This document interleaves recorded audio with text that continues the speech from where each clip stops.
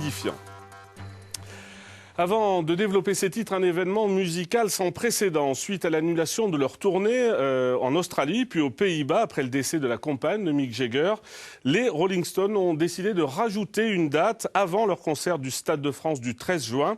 Et c'est au stade Michelin, le 10 ou 11 juin, que les papis du rock démarreront leur tournée européenne. Christian Lamorel et Jean Jazet.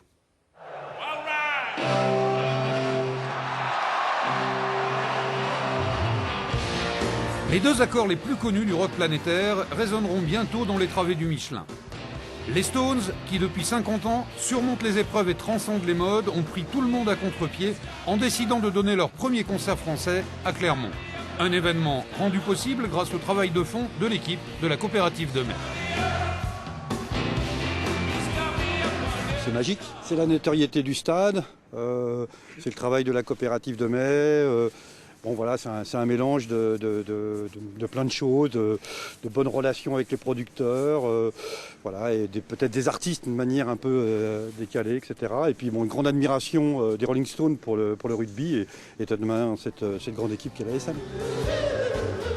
L'idée d'un concert événement était dans les tuyaux depuis plusieurs années. Restait à trouver une date et à régler des problèmes techniques, la direction de l'ASM n'a pas hésité une seconde. On a toujours réfléchi un petit peu à la possibilité de faire un concert dans ce stade mythique. On avait toujours craint par rapport à la pelouse, mais maintenant il y a des solutions techniques qui existent pour accueillir 5000 personnes sur la pelouse, donc toutes les conditions étaient réunies. Puis bon, c'est le genre de proposition qui ne se refuse pas. Avec la scène, ça va prendre un tiers du stade. Les 75 000 billets pour le Stade de France ont été vendus en 50 minutes. La date de la mise en vente des 22 000 places pour les Stones au Michelin n'a pas encore été fixée par la production.